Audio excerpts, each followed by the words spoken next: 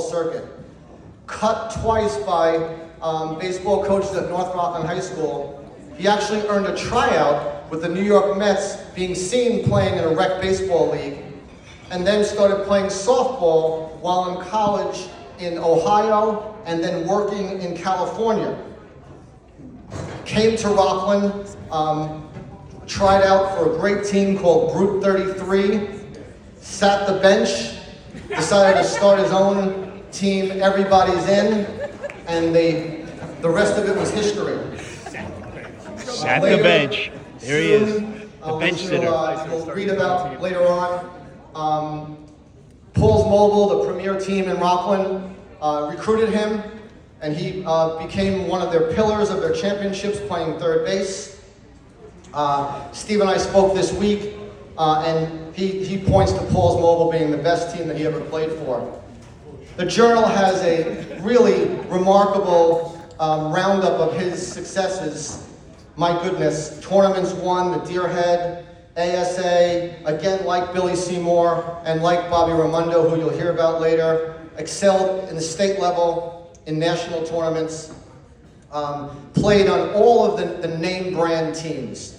Paul's Mobile, Pride, Orange Lantern, R&H Plumbing, MVP awards, Gold Glove awards in all leagues.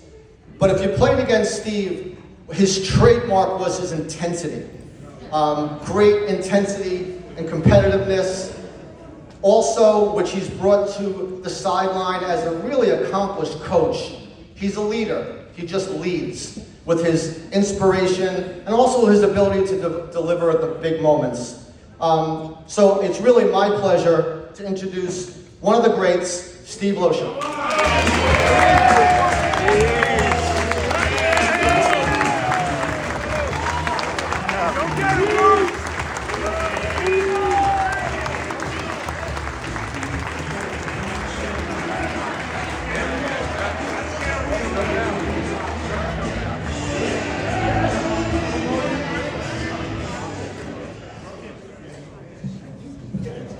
Wow, is he talking about me?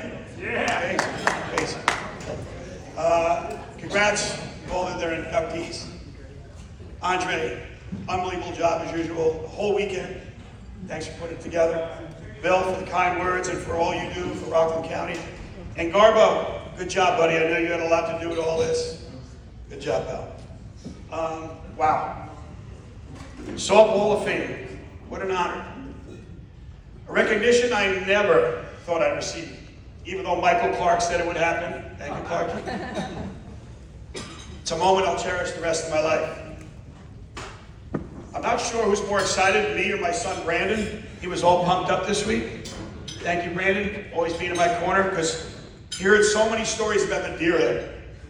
And anybody that plays at Deerhead knows there's plenty of stories at the Deerhead. You didn't hear them all, but you heard enough to be excited for tonight.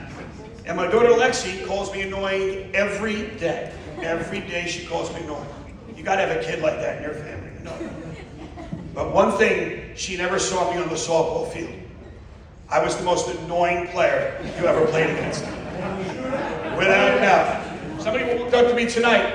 Rich, where are you? Stand up. You're in here somewhere. Yeah. Wasn't it? He played with Billy Seymour. Hey, hey. There he is. He goes, I just want to tell you something. I want to introduce myself. I said, if you say your name, I'll know who you are, because we're all older. So he says, you won't know my name. I go, I want your name. He says his name. I go, no, I don't know it. He goes, I remember we were at RCC. You were playing against my team. And you were rattling Billy Seymour so much, ragging on him. You took Billy Seymour out of the game. And then your team won. I don't know how, but I don't know how you got in his head. But that was my game, as we all know. But it didn't start out that way. Because before I even get into that, as special as this night is, it's not the same without some of my good friends who are not here tonight. Bobby Tortorello, Lee Coop, John Butka, Paul DiMartini, one of the greatest sponsors around for Paul's Mobile. Steve and I, Eddie and Willie Sanchez, have had recent surgery. My daughter Jen is in Florida. We all know Jackie Burgoyne, Hall of Famer, is ill right now down in South Carolina. I'm thinking all. I talked about Billy Seymour. He was my teammate. So was Don Fratino. Bobby Raimondo was my assistant JV softball coach at Ramapo High School back in 1995. And how could I not talk about my man right here, Donnie Toto?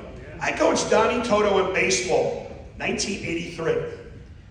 First day of practice, I have the boys run around the track. You know, in the 80s, you want to see these guys who are ready to play. But what's he doing? He's walking, bouncing a tennis ball.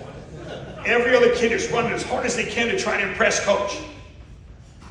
I go in, I said, you're not on the team, buddy, you're off. Chet Stopper's the athletic director. It was my first time coaching in a public school system. He says, are you nuts? I said, what's wrong? You just threw off the best player in our program. I go, he's not following the rules, he's not playing. He goes, you better find a way to bend those rules and get this kid to play.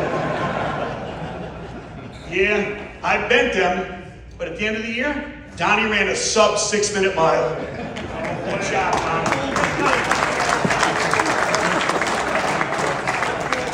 I taught 13 years with Allison Vickers, that hard-throwing right-hander from Pearl River.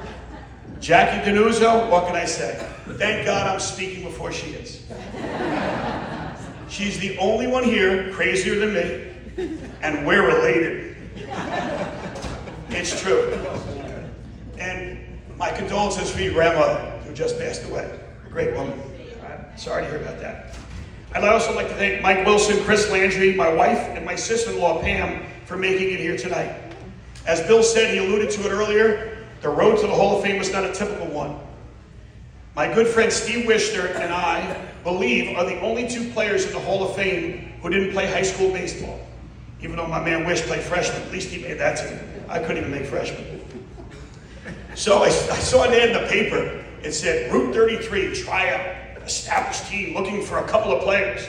So I never played. I'm like, I'll show these guys I can play, because I tell my kids all the time, communication, confidence will carry you in life. So I had confidence. Show up for the tryout, make the team, tried out as a shortstop, sat on the bench, 2 leagues, Clarkstown Rec, Deerhead, the Deerhead. So I sat on that bench at the Deerhead. If you've ever been to Deerhead, their benches, they're real wood with splinters. I went home, my ass was so damn sore from sitting on that bench.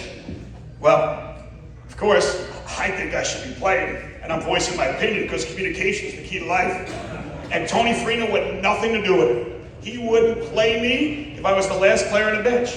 So, guess what? Lucky day. Bob Corley shows up, the third baseman, with a bad back.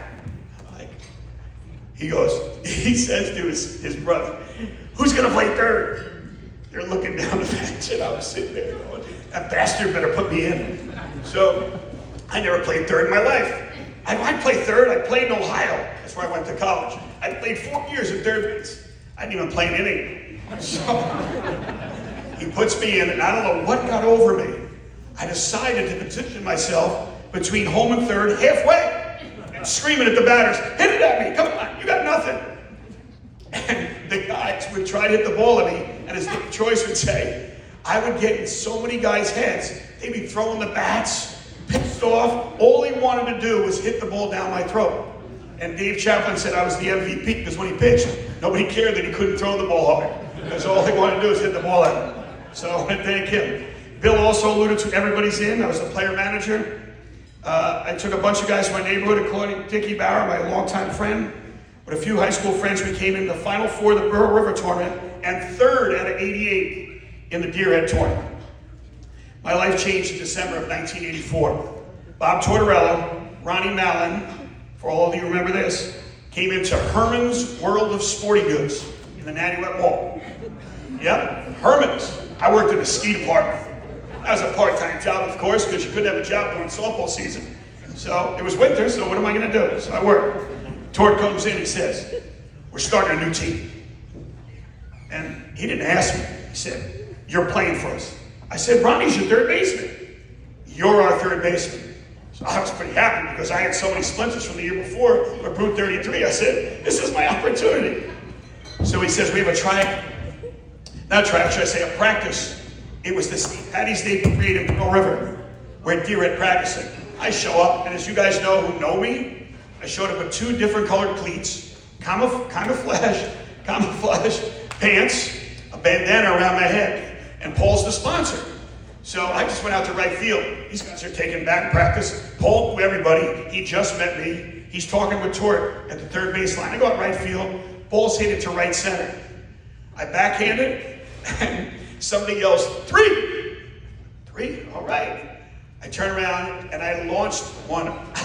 It was a bullet. It was 20 feet above third base into the trees. Paul looks at Tort, because Tort told me this. He said, this guy's crazy. He's a nut. Are you sure? He goes, don't worry. Once the game starts, he's pretty good.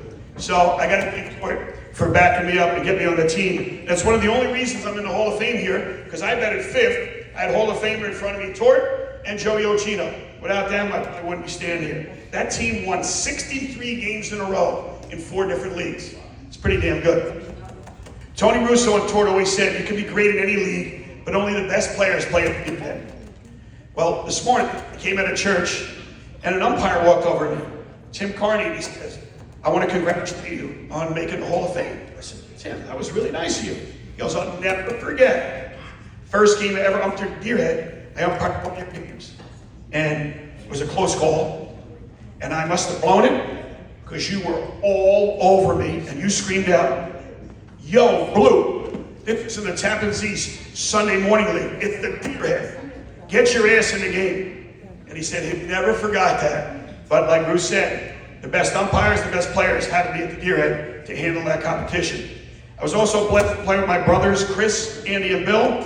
I had the greatest memories with friends Warren Flagg, I told you, Goose, Billy McIver, Greg Rejo, Brian Peterson, Anthony Cannella, Rob Tofa, Mike Monterelli, Ronnie Lindbergh, and my Iron Man handler, who came to me in Japan, Pablo Rodriguez.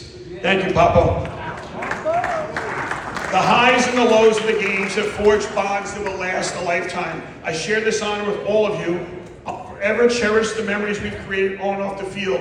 And finally, I know you want me to end because to get ready to eat, I want to thank my mother. In other sports here, guys, I want to thank their wife for their support. But all of us were married to softball at that time. You can't start a family until the Deerhead closes down. I couldn't have won 33 titles, played in 5 to 7 leagues at the same time without my mom. She let me live rent-free on Govan Drive in Stony Point until I was 35. Yeah? And then I decided to be a teacher. And I remember, I was 38 years old, became a teacher.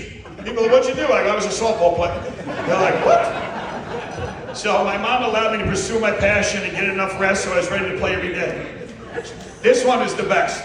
She always left me $3 before she left for church on Sundays because she knew I had a Deerhead game. Because if you guys know, the kegs were $30. So every player had to cough up $3 if you lost.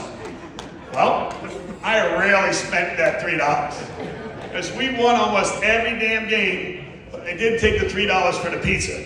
I always put it in for that. So then she would say, when are you going to get a job? When are you getting married?